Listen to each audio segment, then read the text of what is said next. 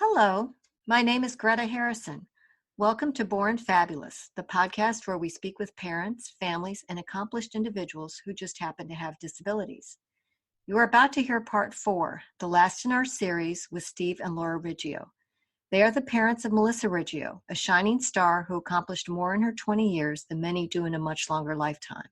She was a published author and wrote the lyrics to 2 beautiful songs you hear at the beginning and end of this podcast. She started a social group for her peers.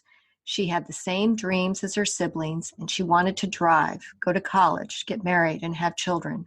She wanted a life like yours.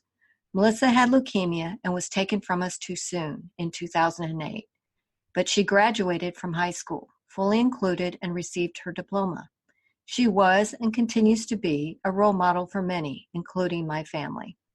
The Riggio family continues her legacy. My family and many others are eternally grateful to them.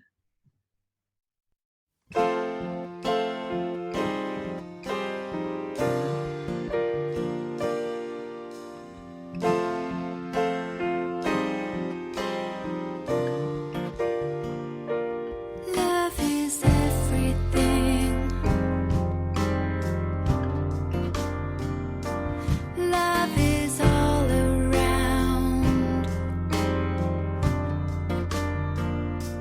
Love is a potion. Love is passion. Love is devotion. Love is fusion. Can you tell me about the nice surprise that you got from South Korea? Yeah, Steve one day at work received an envelope with a letter from a school teacher in South Korea and all pictures and letters from his students. And it said that, we read about your daughter in some textbook they have. She's located after, I think it was Beethoven. I don't know who the other one was, but she was like in the middle. And, our students were so amazed by her life and all her accomplishments. They want to, send these letters. And so Steve brought them home. We read them all. They had drew pictures of her, of the pictures they had seen of her, of our family, and said what wonderful parents we were. They were amazed at the kind of dad that Steve was, that he really helped Melissa attain like her dreams. And that in Korea, it wasn't like that. A lot of the children, it's like going back in time, were kept at home, weren't expected to go to school. And so these kids were just so grateful and so excited that that in their country, people would change their attitudes after reading this article and seeing of all the things that Melissa, accomplished. And so I, after we finished reading them, just looked up and said, Melissa, rest, you're working overtime. Like, it's just amazing to me that we never even knew that she's in a book, that these people like around the world would read about her and then be moved enough to write and draw pictures of her. It just was amazing. That is amazing. When did that happen? Oh, that was about, it had to be more than 5 years ago. I mean, we still have the envelope with the pictures, so maybe it's dated, but I think it's at least 5 years ago. Just out of the blue. Out of the blue. It was just amazing. She lives on. She lives on. Thank you.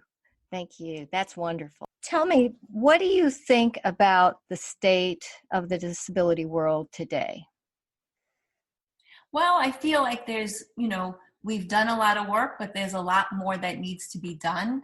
And I think I would hope and ask all young parents starting out to pick up the torch and kind of make their marks and make more inroads for people with disabilities. I think we can't stay still. We need to keep going.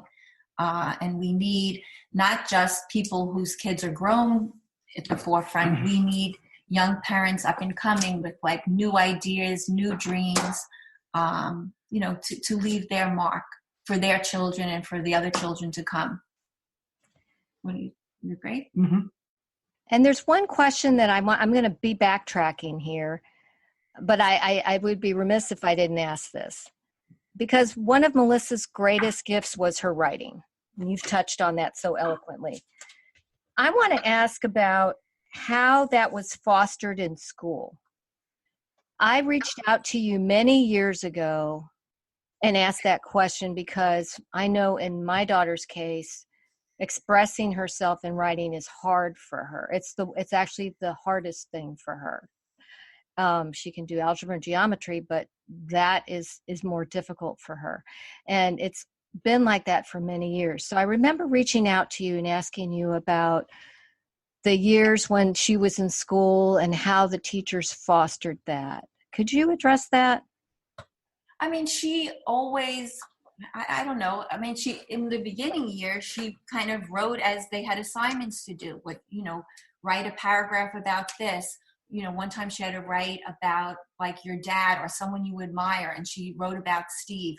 I think Melissa wrote phonetically. I mean, a lot of the words she knew how to spell, but if she didn't know how to spell, then she spelled it the way she heard it. And that never stopped her, and the teachers allowed that. In other words, like she was corrected when you did the final copy, but they accepted that. And so she always just felt free to write. I really don't know what to tell you. She just always loved to write, especially in her teenage years. I think she was born with it, like anyone. I don't think it was anything that was taught to her. I think she was born with an ability to express deeply felt emotions and dreams. So like any writer, it comes from a place that some have and some don't. She had it. And I'm sure that if we hadn't lost her, it would have been nurtured. And again, I say, Pete Townsend told me, you have to nurture this because it's something that can flower. And I have no doubt that her words would have been published in some form. Because, I mean, we did at home nourish it in the fact that I bought her a special binder. Right. We had special plastic things. Right. And every time she would come with something, we would read it and say, Melissa, this is like wonderful. We need to start putting these like in a binder.